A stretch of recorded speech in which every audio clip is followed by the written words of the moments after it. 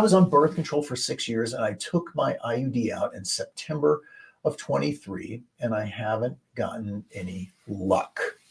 So, one of the things that we know about birth control is that birth control does not have a long-term effect on fertility. It absolutely has a short-term effect on fertility, and that's one of the reasons we use it, because it stops you from getting pregnant until you are ready to be pregnant. Even the presence of an IUD, depending on, sometimes people who are on birth control pills, when they stop taking their pills, it may take a couple of months for you to kind of get back into having a normal cycle again.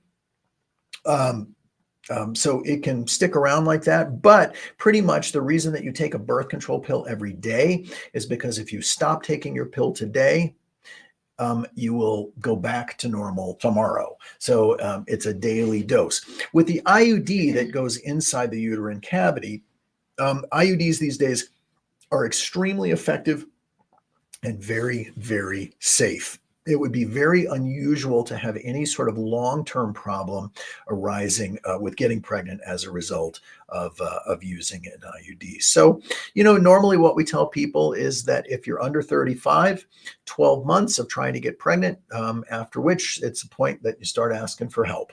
If you're over 35, then usually we say 6 months of trying.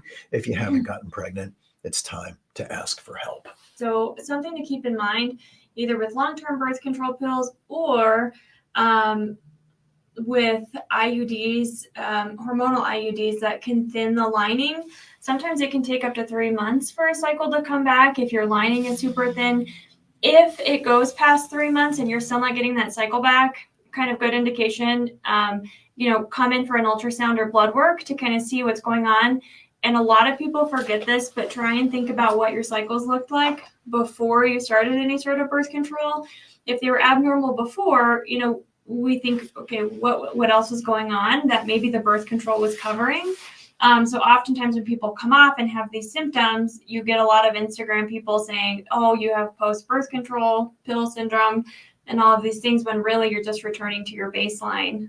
So that's important to note as well. Two different types of IUDs, by the way. So there is a hormonal IUD, which thins the lining, and there's a copper IUD, and copper functions as a spermicide. And as Brandis said, when that hormonal IUD comes out, it may take a little time for that lining to grow back again.